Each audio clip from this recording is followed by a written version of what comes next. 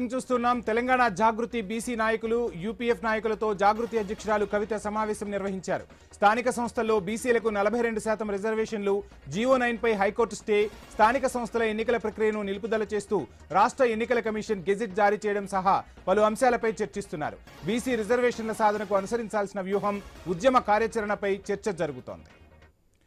ఇక కవిత సమావేశానికి సంబంధించి ఫుల్ డీటెయిల్స్ మా ప్రతినిధి ఏవై స్వామి అందిస్తారు. స్వామి, వంశీ తెలంగాణ జాగృతి అధ్యక్షురాలు పూలే సంబంధించిన సంస్థకు సంబంధించి వ్యవహారాలు నిర్వహిస్తున్నటువంటి జాగృతి అధ్యక్షురాలు కవిత నివాసంలో నిన్న రాష్ట్ర ప్రభుత్వం బీసీ రిజర్వేషన్ సంబంధించి హైకోర్టు స్టే ఇవ్వడంతో కూడా దాని తదుపరి పరిణామాల విషయంలో చర్చించడం జాగృతి కార్యాలయంలో నేతలంతా కూడా సమావేశమయ్యారు. ఇందులో భవిష్యత్ కార్యాచరణ ఏం తీసుకోవాలని సంబంధించి కూడా కవిత వారితో కలిసి మాట్లాడుతున్నారు.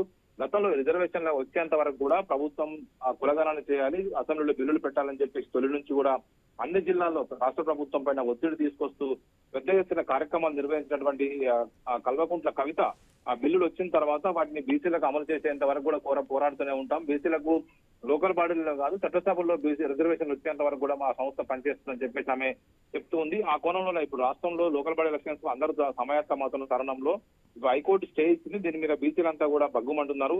ఇలాంటి పరిస్థితుల్లో తదుపరి కార్యాచరణ ఏం తీసుకోవాలనే అంశం సంబంధించి ఆమె నివాసంలో సమావేశం అయితే కొనసాగుతుంది. Vamshi, thank you Swamy.